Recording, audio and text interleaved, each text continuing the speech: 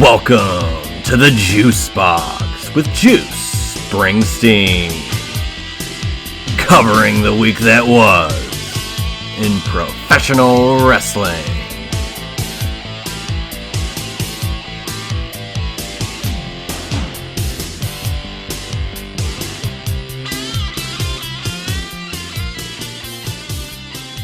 And welcome to a very special edition of the Juice Box. I am Juice Springsteen. We are hours away from WrestleMania weekend, night 1, April 1st, tomorrow, April 2nd, the second night. We've got a great lineup of matches, and surprisingly, we have a guest to discuss these matches and make predictions with yours truly. And we will be getting that into a second. It is none other than Josh Isenberg, formerly of Chairshot Reality. He's been a good friend of mine who I came to know through Chairshot Reality back in 2016 and never looked back. He's a guy who knows just as much as Seinfeld as me. Well, correction, maybe a little less than me, but be that as it may. He's a great friend, knows what he's talking about for sure, and we really dive into the predictions of WrestleMania's night 1 and 2 this weekend, and great discussion, great stuff. We talked about a lot of different topics, intricacies within the storylines and in-ring stuff that's going on this weekend, and it was a great talk. Can't wait to see him. He's there. He's going to be there. He's actually on his way to LA. By the time you're hearing this, he will be in LA, and I'm very jealous that he's going to both nights of WrestleMania. But hey, it's in Philly next year. I'm sure I'll be able to get a chance to go. But hey, I'm glad I got to talk to him for an hour. Once again, before we get into this whole predictions thing, you can follow me on Twitter at JuicySteen, on Instagram at Juicy Wrestling Closet. Please rate and review this podcast on iTunes if you can. 5 stars would be greatly appreciated. Also, you can see this, or hear this rather, at juicysteen.podbean.com. And if you'd like to follow Josh Isenberg on Twitter, he is at Josh Isenberg4. We had a great time talking.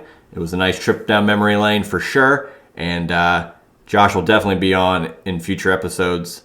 So without further ado, here are the WrestleMania 39 predictions with Juice Springsteen and Josh Isenberg.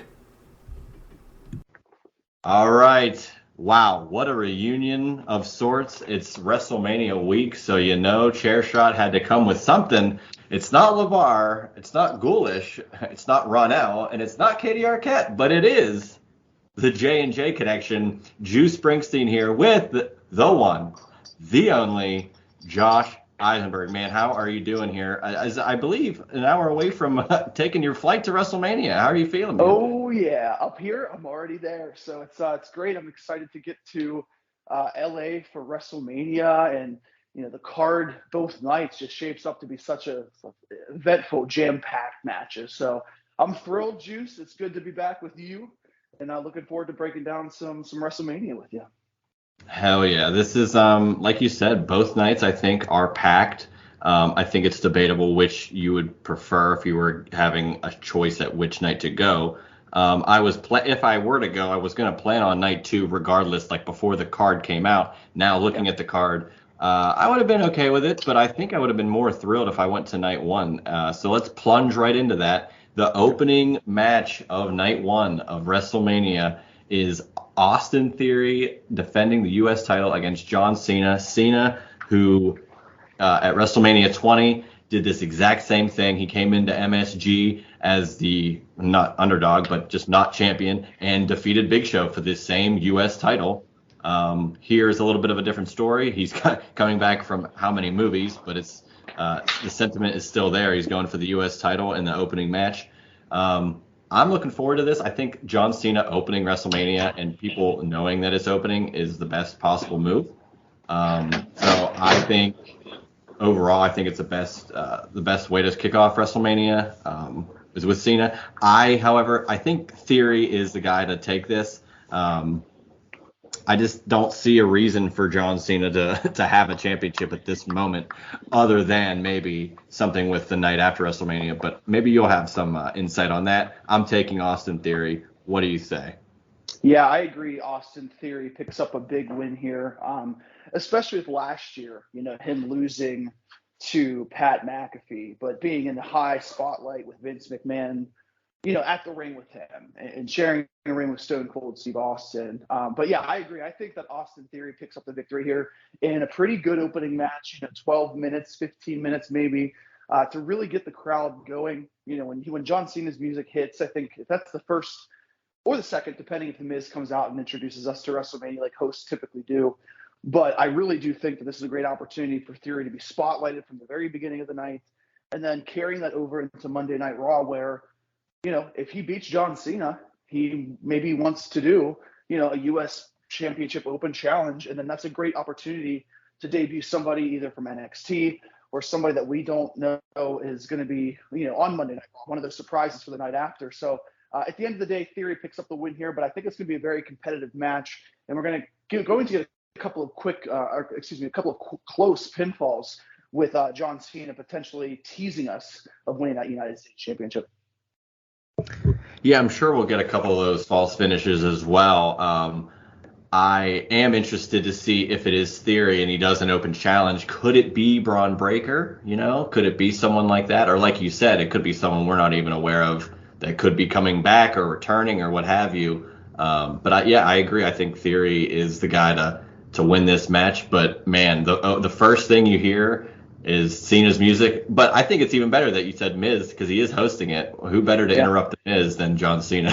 John Cena. Yeah, exactly right. Yeah. So whether he interrupts the Miz or whether the Miz comes out and does a little intro just for himself and tossed to a video package, I think they have a lot of options there. But either way they go, I think however they want to start it, whatever person. It's just nice to see John Cena back, and this is probably the first John Cena WrestleMania match in a crowd since WrestleMania 35, if you want to call the under 35. Yeah, well, he didn't have a match at 35, did he? Yeah, but he came out. He was in front of a lot. He came out as the Doctor of Thugonomics. Yeah. Yeah, right, so it was at least with a crowd. But yeah, with a match from 34, hell, he was in the crowd. Yeah, exactly. Yeah, he was a fan until The Undertaker came out, which was an interesting build to a match. Build's is one word for it.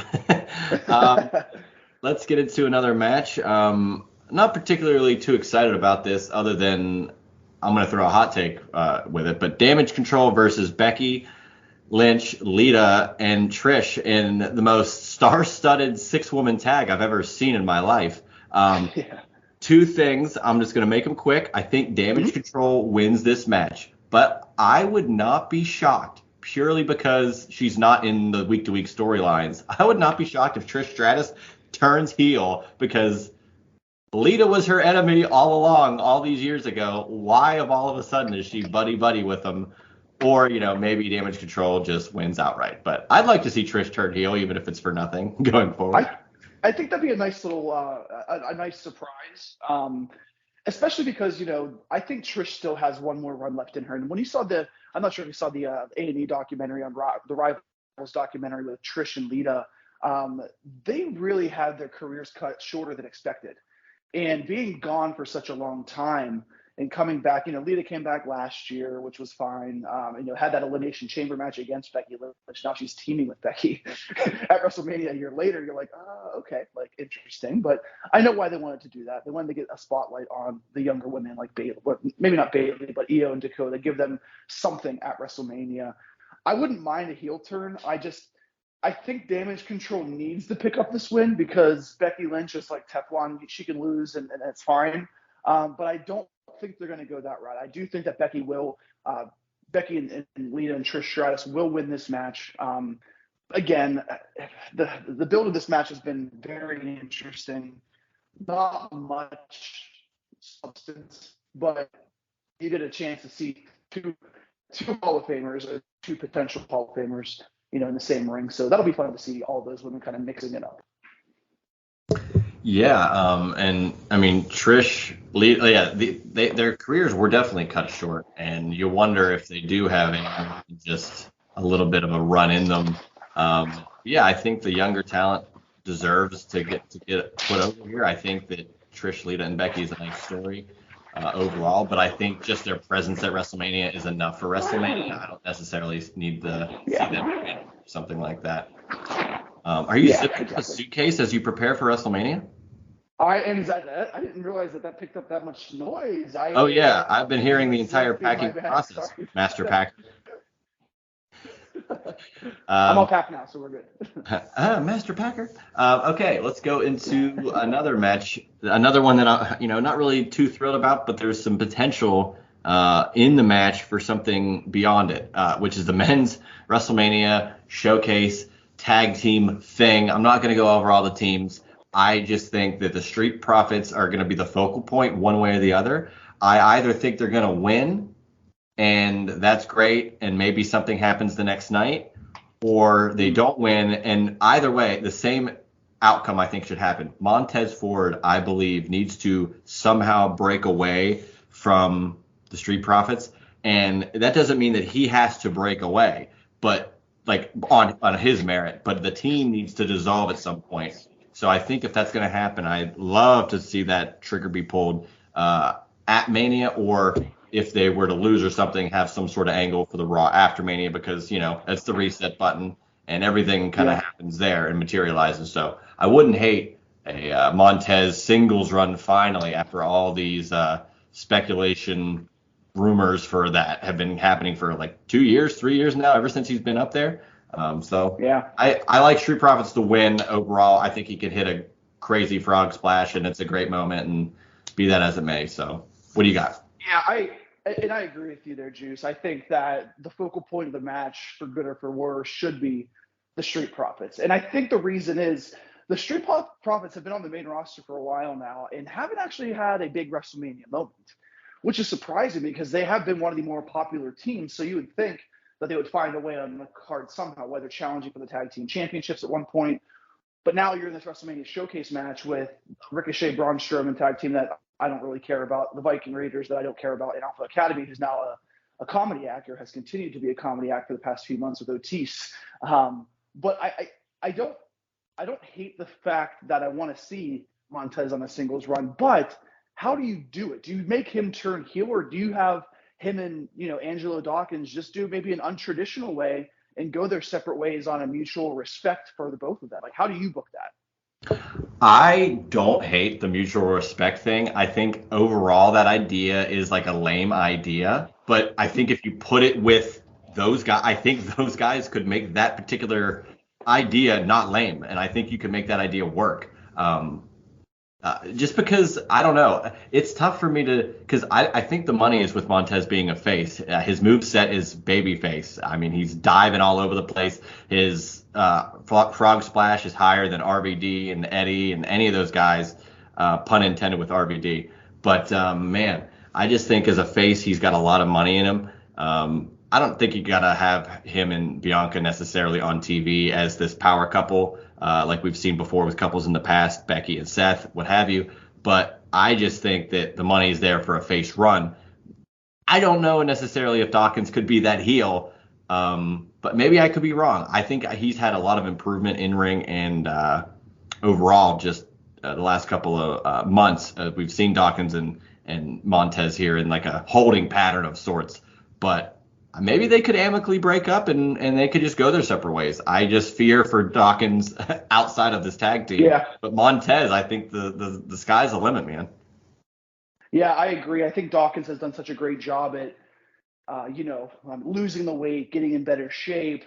He's always been an athletic guy, but sometimes he was kind of a slow man because Montez is so electrifying at times in the ring, where Montez just consistently can go, go, go. But I think Dawkins has kept up. But yeah, you're right. I mean, the money really in a singles run is in Montez Ford.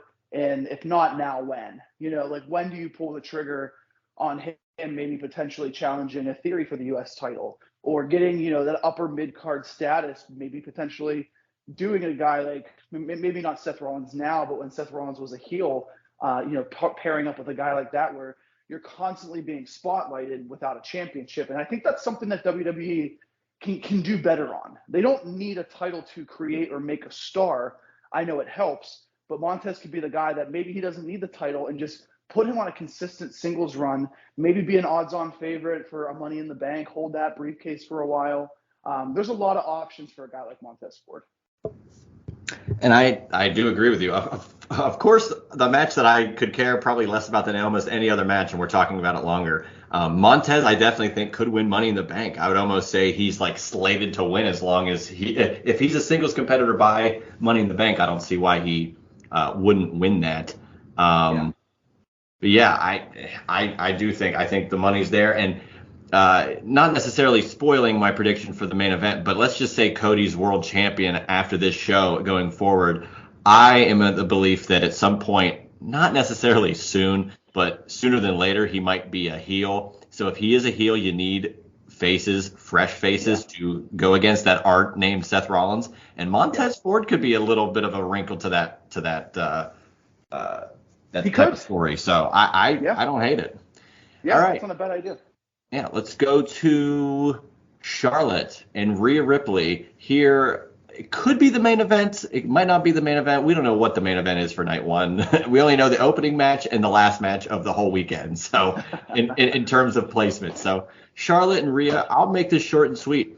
And it's kind of a spoiler alert for the rest of the predictions. I think that the Bloodline going into this whole weekend is the faction of all factions, right? They got the tag titles. They've got Solo, who's an upcoming guy, and they got Roman Reigns as the top guy overall.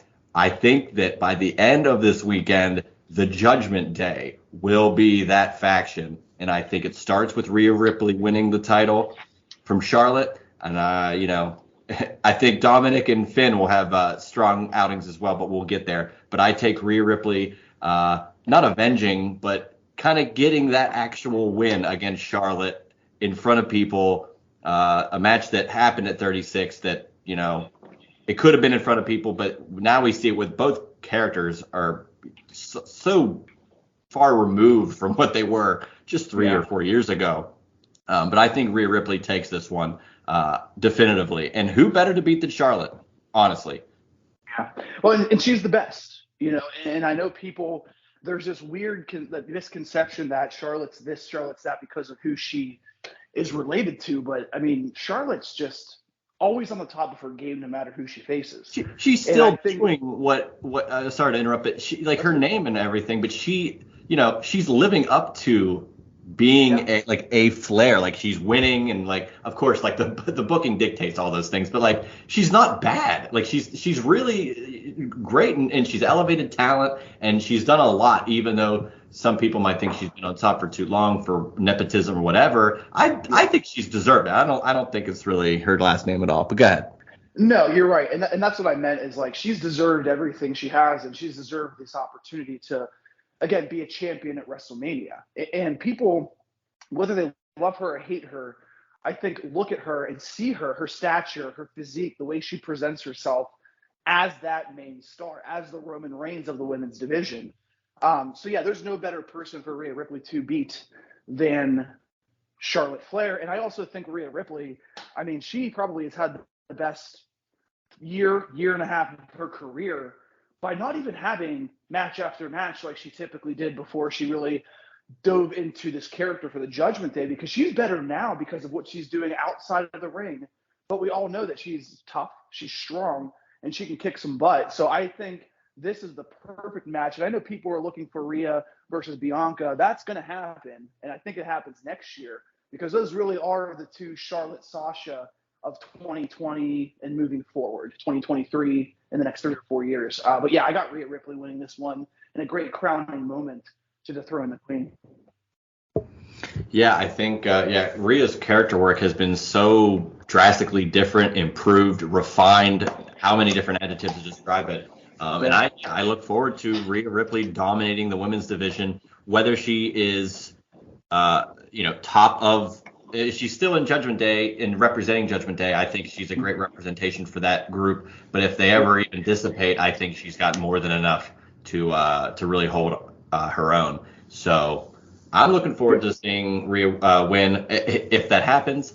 Something else I'm looking forward to, though, as we have 3 more matches for night one, a match that I truly think will steal the show, at least in ring, Um, Seth freaking Rollins, Logan Paul. This is what, third, fourth overall match for Logan Paul, and he is had some of the craziest like moments in more recent history just in those few matches. He did that insane frog splash selfie video to Roman Reigns in his main event title match on a PLE. Like people will hate on Logan Paul for this and that, but as a wrestling character, I think he's gone above and beyond what anybody could have ever imagined. Sure, we saw his athleticism and he was an athletic guy in general, and of course he could cut promos, maybe on a certain level just because he's been a YouTube guy, but a stage of live TV in front of thousands of people every single week. Every time he's been on TV, I thought he's captivated the audience. He's held them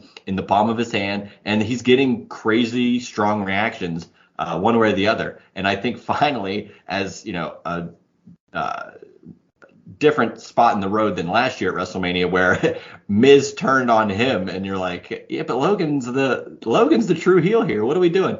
Now he is the true heel going against Seth freaking Rollins, who has been the heel for so long. Now he's in a rejuvenated face run, and you get two guys just at a great point, two of the most athletic guys in the company outside of, Montez, as we said earlier, and maybe the Usos. Yeah.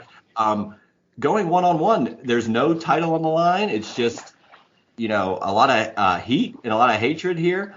I think this is going to steal the show in regards to in-ring capabilities.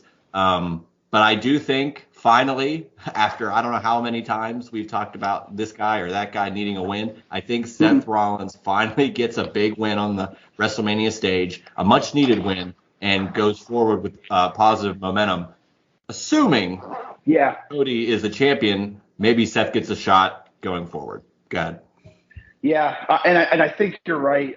Seth Rollins has been a guy who has had a lot of success at WrestleMania. I mean, you look at cashing in at 31, obviously being hurt in Dallas at 32, going through the resume, beating Triple H, winning the Intercontinental Championship to kick off 34, then beating Brock Lesnar. So he doesn't really need a victory, but I think he deserves the victory, if that makes sense. Like, he deserves the win over Logan Paul, and if the reports and everything are true that Paul's contract is up after WrestleMania, I don't know if he'll re-sign. And if he does, he can be right back into that spot of being that hated heel, that jerk with incredible talent. A guy who hasn't really trained his whole life to be a pro wrestler. He's been just absolutely fantastic every time. I'm just excited, and I'm wondering what that viral moment will be. What is he going to do that makes you say, oh, wow, like that's the moment of Logan Paul's match? Because he had the one, again, like you said, with Roman Reigns, the Ricochet spot at WrestleMania, at the Royal Rumble. So what is he going to have at WrestleMania this year? So I think him and Seth are going to put together a really highly competitive match. But I got Seth Rollins taking the victory home for this one and getting him back to the top of the card, where I think will make it even more interesting when they want to revisit him and Cody, because even though they had kind of their unfinished business finished, at Hell in a Cell, there still is that, night after Hell in a Cell where he attacked Cody. They can go back to that, but they can also make sure that Seth Rollins is still kind of like a face or a middleman, face and heel. So I think that there's a lot of potential for 2023 to be a year of Seth Rollins that a lot of people won't forget because of how much he's done for the company and for the transitioning into this interesting character that he has now that the crowd loves. And just to piggyback off that, I definitely agree with you saying that he might not need this win, because he has had a lot of wins before at WrestleMania, high-profile wins to be more exact. But yes, I think that the better term is he deserves this win. It's just that he may have not had the high-profile wins on other PLEs in the last couple of months, but now it's a spot where like it makes sense. Logan's a hot heel right now. Seth is trending upwards as a face. This is where you get that momentum pushed to another level and he can win. And yeah, Logan Paul is going to be a free agent. However, he probably won't be all elite. I do think he'll re-sign with WWE. It's just a perfect like match. They had a Mattel Creations figure made for him that looks incredible. Like the branding, it's so obvious partnership with Logan Paul and WWE. So I think there's a lot going forward, and I'm looking forward to that viral moment as well. Hey, it's Logan Paul's birthday. I think he's going to show out. I think it's going to be something wild, and I'm very much looking forward to it. Something else I'm looking forward to. We got two more here. Let's go into, I think, the best drama of all, maybe all of WrestleMania weekend, but at least the first night. I think Rey Mysterio versus Dominic Mysterio, a storyline that is as long as not just life, but SummerSlam '05, where how many of our people in our age group that remember watching that? You see a little 8-year-old Dominic. The custody of that child was hanging above the ring in a ladder match between Ray and Eddie. And for us to see that, and I can vividly remember that, and to see that, and then all of a sudden, 15 years later, hey, Dom Mysterio is going to be a wrestler, and he was very green to start, and he wasn't the best, and all of a sudden now he is one of the most despised heels in the company and one of the hottest groups in the company, and he's going to wrestle his dad at WrestleMania the night after his dad's inducted into the Hall of Fame. Like the amount of drama that is built purely on just facts, let alone Dom and Rhea coming to ruin every potential holiday that Ray is trying to celebrate in his Gucci flannels. It's just, there's so much here, and I think just the emotion of it all is going to be something we've never seen before. A father versus son at WrestleMania. We did see it at WrestleMania 17 with Vince and Shane, and that was a wild affair. But this is going to be a little bit different, and it's going to be a better in-ring match, I can assure you that, because the Vince-Shane match was a street fight. But I think this is going to be one of the more tear-jerking type matches, just overall. But I do think, as I said with Rhea Ripley winning, I think Dom wins this match and puts his dad behind the shed and takes him out. I see Dom winning this thing. What do you see? Yeah. Yeah, I with everything you're saying, I could think he's great winning, and just because he isn't getting entered into the Hall of Fame, he is a guy that has been on WrestleMania matches and the WrestleMania card for so many years. Whether it's as winning the World Championship, almost 18 years ago or so. It's just, I don't think Rey Mysterio is going to be somebody that picks up a win against his son at WrestleMania just because that's how the storyline looks like it should go.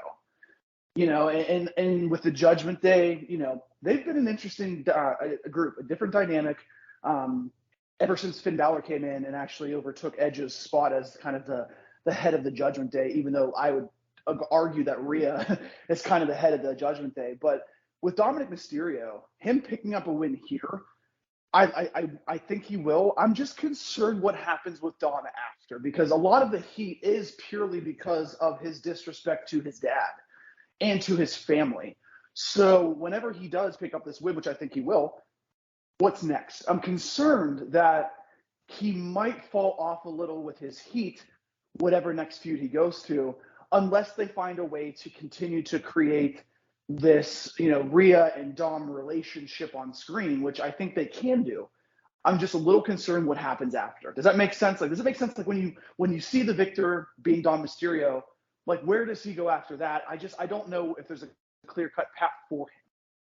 I agree with you 100%, and I don't think there's a clear-cut path, but if there's going to be one show to have a clean slate and figure out what is next after you beat your father at WrestleMania, I think the Raw After Mania is the perfect show for that. And I don't know who they've got up their sleeve, but I'm sure if you've got a hot babyface coming up that maybe, could see an issue with how, because all that has to happen is Dom goes above and beyond. And if he were to beat Ray and then beat him down after the match, or something like that, whether someone interrupts him at Mania or if they come to defend Ray's honor.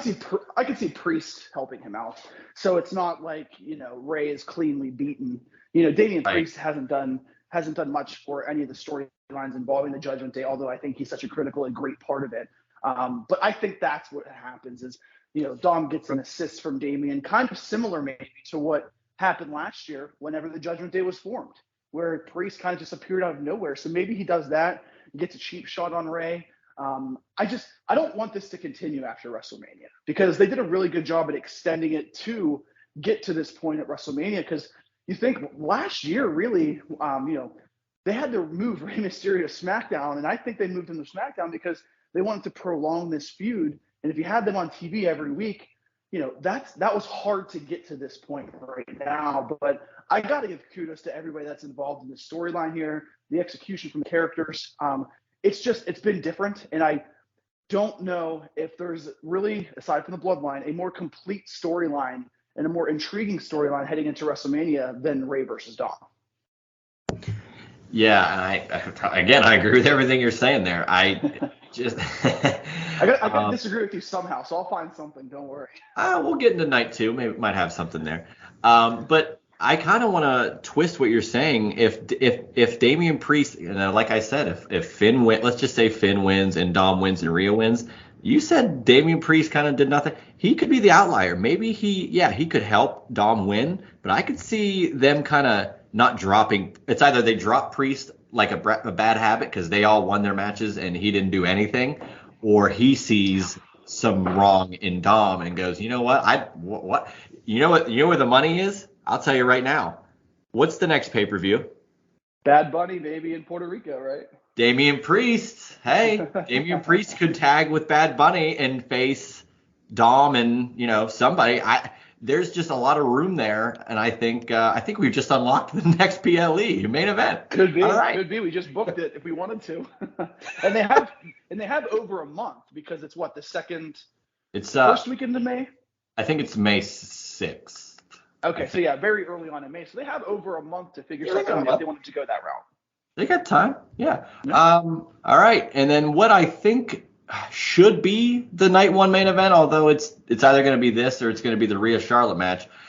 Usos versus KO and Sami Zayn for the undisputed tag team titles. I wish this were a ladder match, but hey, we still have Friday of SmackDown. Maybe they'll just change it. But no, this match has a lot of drama in it as well. It's been leading to this. It's been debated for forever now. Should Sammy have won the title Elimination Chamber? When should they have had their interaction? Him and KO, having the hug. Was SmackDown a couple weeks ago, or like last week? Was it too late? Should they have had this match set for a while? Whatever happens with all that, now we're here, And I just think, I do think that the Bloodline is just going to lose it all. I think this is finally, my God, it's been so great. It's been so long, but like they've had twists and turns and little intricacies for this entire storyline. And I just think it's time. I think it's time to get the titles off the Usos. I'm not sure, and I don't know if we have to get into this necessarily, but I don't know if it's necessarily act for the titles to be split and have 2 tag titles and 2 world titles. At least so immediately cut and dry, like, oh, KO and Sammy won it, let's split them up. But I do think it'll be nice to not have the titles on the Usos so that we can get fresh teams in. I like the showcase match being on the same night as this tag title match, so that maybe you could see, and whoever wins that showcase could have we won, let's have a match for the titles maybe on Raw after Mania. There's a lot of avenues there. And this match in particular is going to set the stage for Sunday, because if the Usos lose, and I'm predicting that they will, man, how are the Usos going to walk into SoFi on Sunday night, and how is Roman going to see them? Is Roman going to see them as losers and go, wow, you failed? Like, there's so much that could be done here, and I do think KO and Sammy finally, after all the tumultuous things that have gone on between them in their career and at WrestleManias, even as a WrestleMania tag team when they lost to Bryan and Shane at Mania 34 5 years ago, now we're getting them in a high-profile match again. I think they're going to end up winning the tag titles in a great moment. I think the crowd is going to be on fire for most of the night, but this is going to be like unbelievable. And I do think KO and Sammy take the titles here, man. What do you see happening? Yeah, I see Sammy and KO taking the titles. I think this should end WrestleMania night 1. If not, I get it. But this really has been such just an incredible year 9 months, year of both Kevin Owens and Sami Zayn. And the one thing that they've done really well is reminding us of things. And I think they'll continue to do that as the fall of the bloodline takes place here, potentially in 2023 after WrestleMania, if what I think is going to happen ends up happening. But this is the first piece. The first piece has to be really the two people that have driven the bloodline storyline even more than Roman Reigns, and that's Sami and Jay. And I think Sami ends up pinning Jay. I think that's the only way you can go about doing it, unless you really want Jimmy to take a bullet and try to elevate Jimmy a little bit more. But I don't think you need to. So yeah, I have KO and Sami winning the WWE Undisputed Tag Team Championships. I think, and this is a conversation that we could have another time. I think you just make one tag team championship and one world champion after WrestleMania. But yeah, it's the right time. And I said this earlier, if not now, when? You can say that for a lot of matches and a lot of storylines. And there's going to be more opportunities for these two tag teams to square off against each other. This is probably something that continues past WrestleMania. We see a lot of storylines continue past WrestleMania. This is going to be one of them. Yeah, and I can see that happening. And yeah, maybe not necessarily has to be split up into two titles. We don't even know. Like, there could be a draft at some point. We really don't know anything past where the next pay-per-views are going to be. Like, we know nothing about any draft or a split or anything like that. But I agree with you wholeheartedly there. And I'm still wondering if there is more on the table for Jey Uso as a single. But I don't hate the idea of seeing Jimmy potentially getting that rub as well. At some point, I'd like to see the Usos have a little Ray Dominic match against each other. I don't know how you set that up, but I think some of those seeds have been planted with Jay being the only one kind of in Sammy's camp. I know he turned on him, of course, but I mean, I think deep down it's there. I think you could set up something cool with those guys going forward. I just don't know when that would be.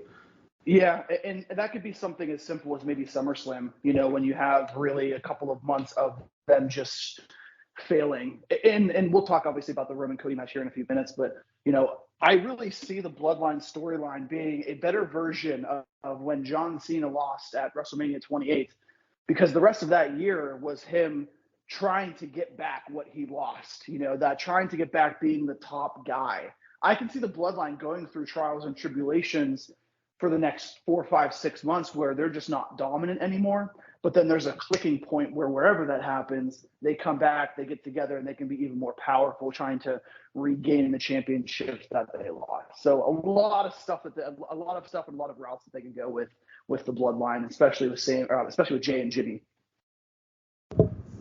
Yeah, I think that's a solid idea. I could see something with SummerSlam potentially. The Bloodline can lose everything, and it doesn't necessarily mean that they have to just go away forever. I just think Roman needs to go away for a little bit and get a reset, and the Usos will probably have something similar. All right, let's dive into night 2. We got 6 matches here. Let's go through them. Let's just start off with the Mania Showcase for the women. Not going to go over the teams. I have a small point. I think Ronda and Shayna are going to be the team that wins here because they're it's like almost unfair. 2 MMA, just unbelievable talents. And I think that they could come up. I think you could have them go at some point and win the tag titles, but then again, just as a vehicle to have them split and have that Ronda Shayna match that I think we've been wanting for a while. Although I prefer to win this match, I would prefer the team of, get this, Sonya Deville and Chelsea Green. I love that Chelsea Green's character has been this, Karen, or can I talk to the manager, and with literally to Adam Pearce, when Adam Pearce's henchwoman at a point was Sonya Deville. So I love that they are now together, and I think it's an interesting little dynamic. And hey, all of a sudden they get this match, they get a shot. They get a win, maybe. They get, I think I'd prefer Chelsea Green and Sonya Deville, but I do think Ronda and Shayna are going to take this.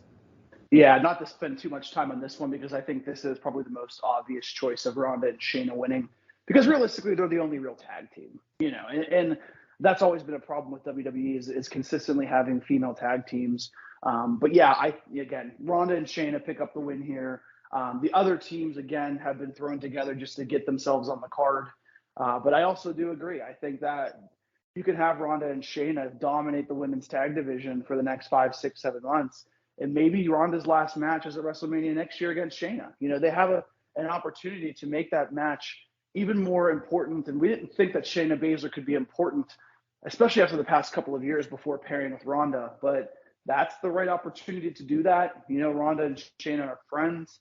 The story's there. And if you're going to capitalize on that, you might as well capitalize on that as soon as possible. But yeah, Ronda and Shayna pick up the win here at the WrestleMania Tag Team Showcase.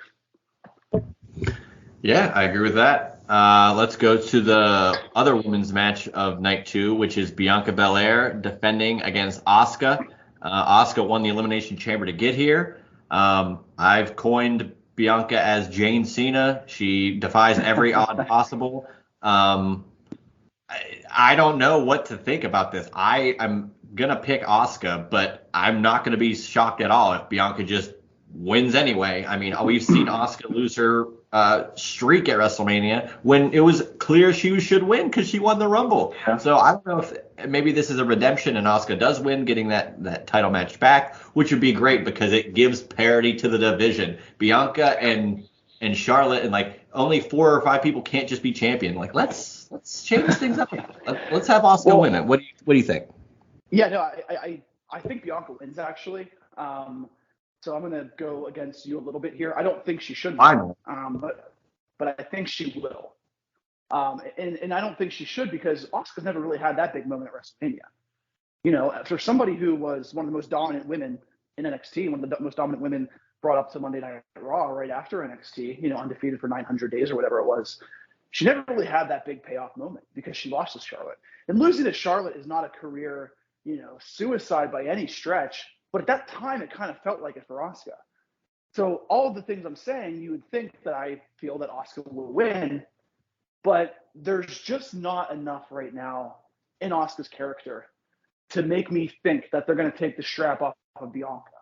And the big reason is Bianca is the picture of what a women's champion or any champion really in WWE should be, with going out and doing promotional material, being really the face of the division with Charlotte.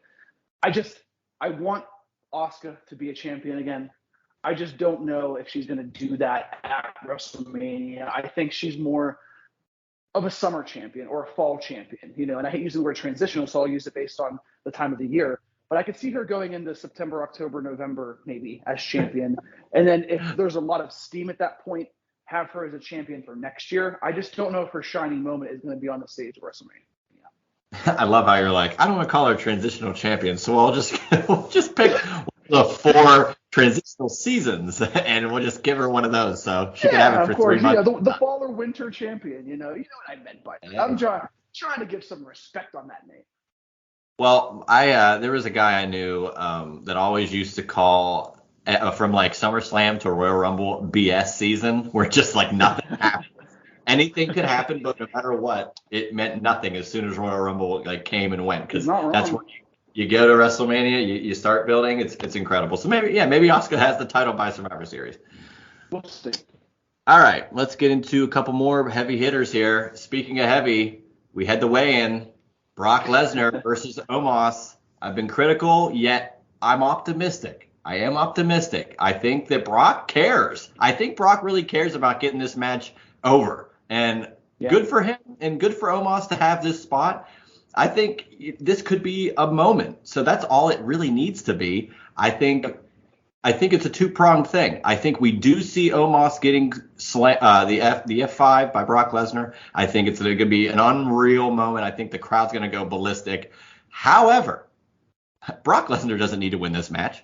So no. I think there's a shot that the Hurt Business potentially materializes again and helps Omos get the victory over Brock Lesnar. What are your thoughts?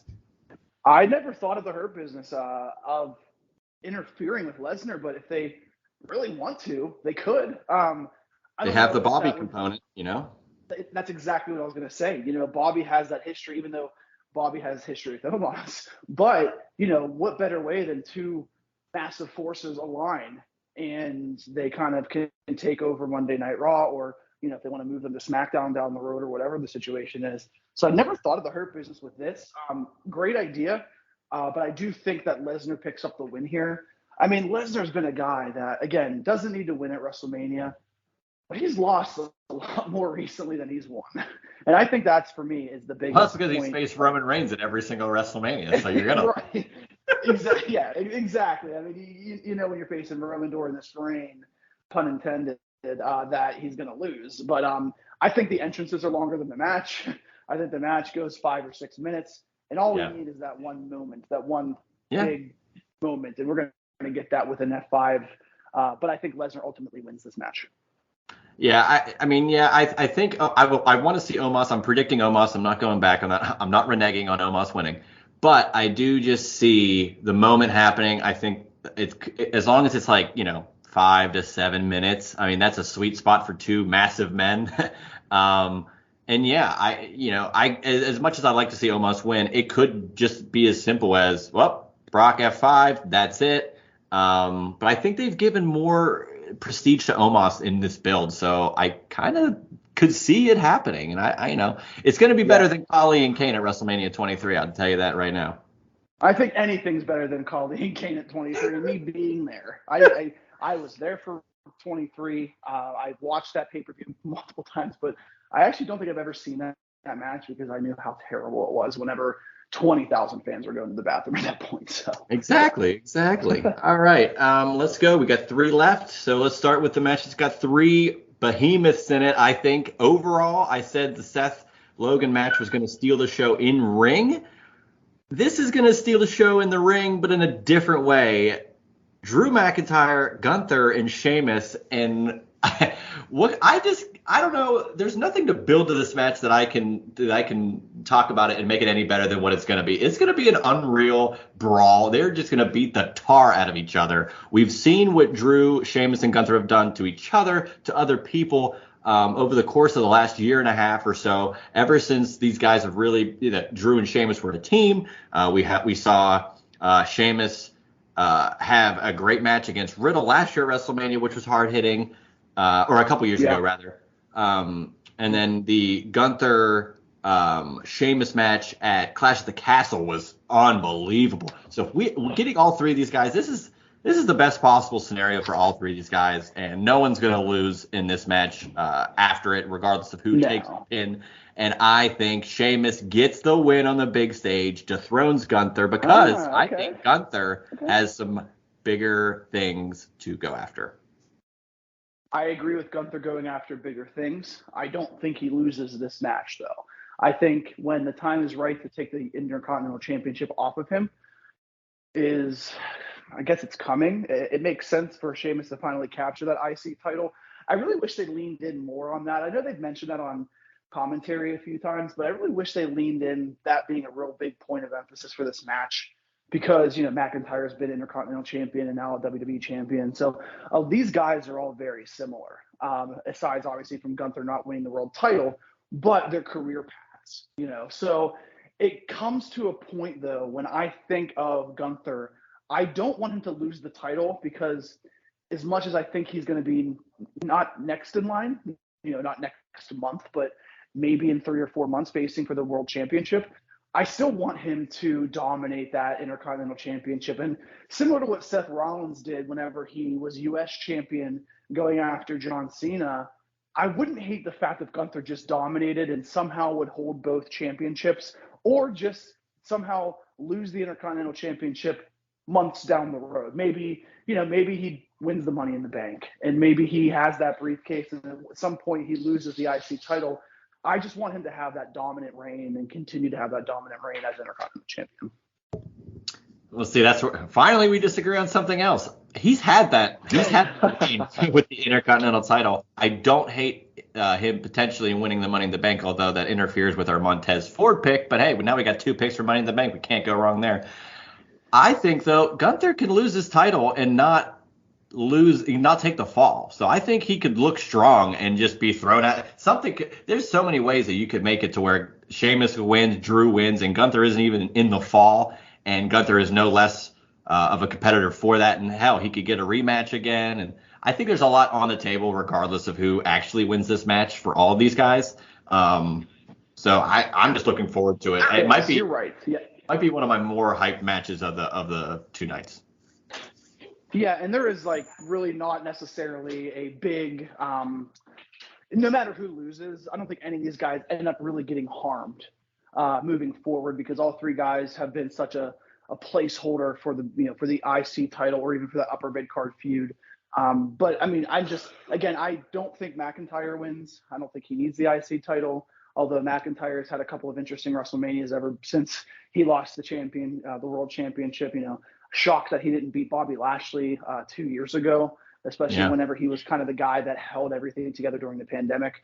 But at the end of the day, I think you get Gunther as, for me, retaining the IC championship and just seeing what else we can do with Drew and Sheamus because they're uber talented. They're great fighters. They're both good on the mic. And like you said, nothing's going to affect any of these guys, win, lose, or draw. I just cannot wait for this match. I think they're just going to destroy each other, and that is what we're here for. Another match we're all here for, especially you, Josh. You are one of the biggest Edge fans I think I know, and that's coming from me, who was a huge Edge fan, who was at Armageddon 07 when the Edgeheads debuted. A biggest Edge fan. So now that I know you love Seinfeld, you love Edge. We're more similar than we think. Nick Khan on First Take today said a lot of surprises could be happening over the course of this weekend. And I think a ton could happen in this following match. Edge, Finn Balor, Hell in a Cell. We're going to see the Demon. We might see, though, Brood, Edge, which leads me to this. I think we're going to see Gangrel. And hear me out. What other piece of the Brood would you say would be missing if Gangrel and Edge are there? Who's that third piece? Oh, Christian, obviously. What was the last thing he did in AEW? I'll answer that for you. He got buried in that coffin and just disappeared forever. So my thinking is they don't care. It's Christian. He's not a legacy AEW guy, I don't know what his contract status is, but I would not be shocked. I mean, I'd be thrilled and shocked in that way, but I would not be stunned here if maybe we see Christian and the whole Brood out for Edge here as we kind of wind down Edge's career. He stated that it might be coming to an end in a year or two, maybe. So you get these moments while you get them. I love this match coming up. I'm glad we get the Silver Hell in a Cell. But as I said with Dom, as I said with Rhea, I think Finn Balor wins this match and the Judgment Day reigns supreme because the Demon doesn't lose. Well, Demon has lost before, but I know. But if Edge does have the Brood, I can't see him losing if he has the Brood out.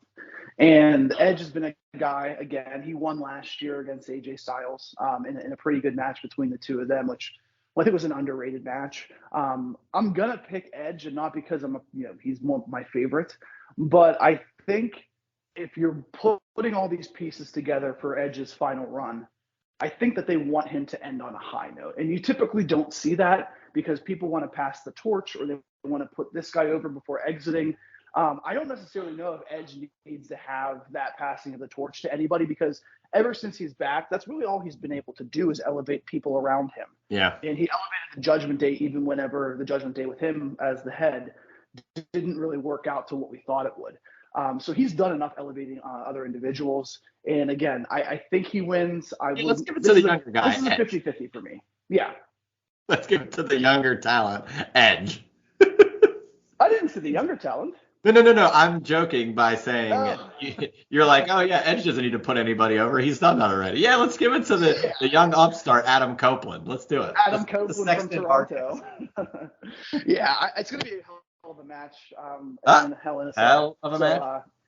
I'm just excited to see the presentation of the Hell in a Cell. And this might be the match of the weekend for me. I don't doubt that whatsoever. But the match that will be talked about, I'm sure, all weekend long, and I'm sure afterwards, Cody Rhodes, Roman Reigns. We know what's happened. We know this story. We got the guy who's had a title for almost 3 years now, since SummerSlam 2020.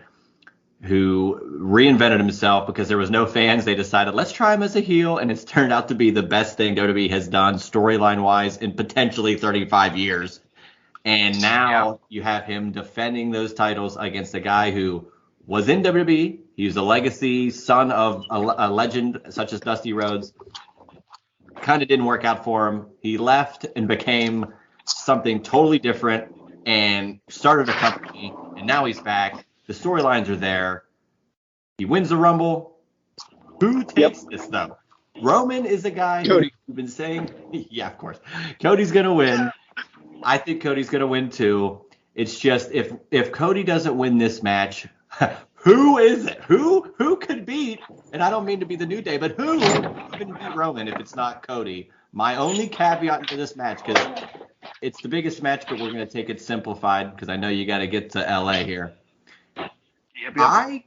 I could see a potential outside shot of The Rock making an appearance here, purely from the standpoint of, hey, they've done the year out WrestleMania thing before. Where's WrestleMania happening next year? Philadelphia. What happened at the 2015 Royal Rumble?